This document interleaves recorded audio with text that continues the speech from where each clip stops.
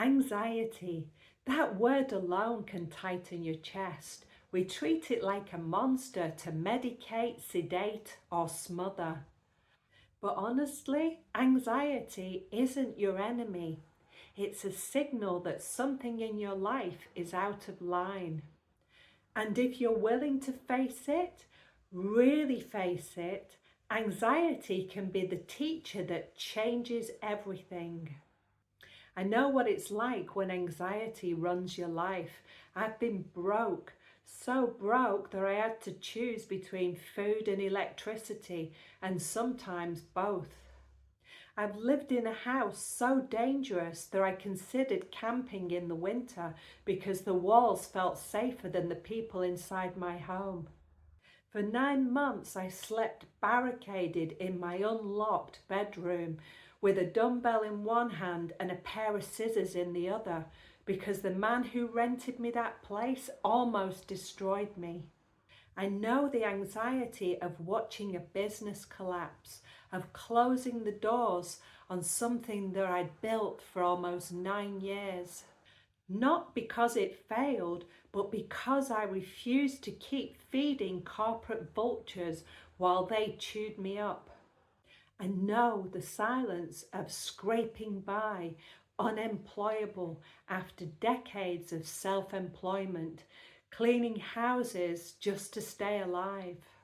And I know the weight of toxic relationships, people who called themselves family but would rather see you locked up.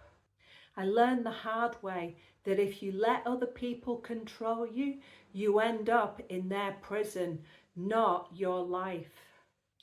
Each time the anxiety wasn't random, it was a flare shot into the sky warning me that something had to change.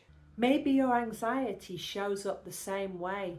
You see a brown envelope letter in your postbox or hear the ping of an official email and your stomach drops. You drag yourself home to a place that drains you instead of supports you. You go to a job that eats your soul, but you stay because you're scared of what will happen if you leave. Or you lie next to someone who's supposed to love you, but deep down you know they'd rather see you small than lit up and free. And so the anxiety grows. It creeps into every corner of your life until even the smallest thing feels terrifying. Frequent use of catastrophic language, like everything being a total nightmare, manifests into your own personal Groundhog Day, and you start believing this is just who I am. But anxiety isn't who you are. It's a signal that you're living against your core values.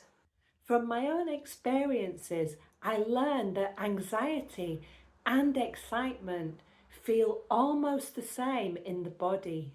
They're both future-based projected emotions. It's the story you attach to them that makes the difference.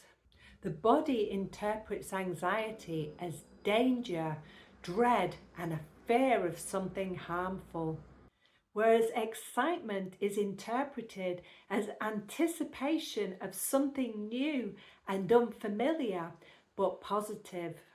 So instead of drowning anxiety in alcohol, sedatives, food, gambling, shopping, whatever your fix is, try ripping off the band-aid and shine a light on the cause.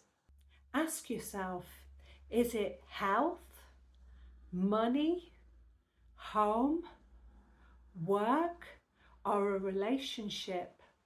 Because once you face the source, you can begin to change the story.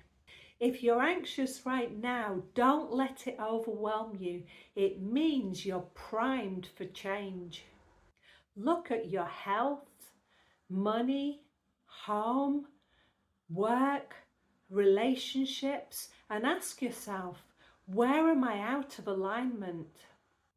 Once you know where to focus your energy, write down your top 3 values. When you know your values and embody them, anxiety stops being a curse and becomes a compass. You'll stop chasing band-aid solutions, stop building on top of a burial ground, and shine a light on those ghosts that have been haunting you. Anxiety is the dizziness of freedom. That's what Soren Kierkegaard said, and he was right. If you feel anxious, it means your body is ready for a new chapter. The life you've been living is too small. You're on the edge of growth, and that's exciting. So breathe, anchor, and get curious, because anxiety isn't the end, it's only the beginning.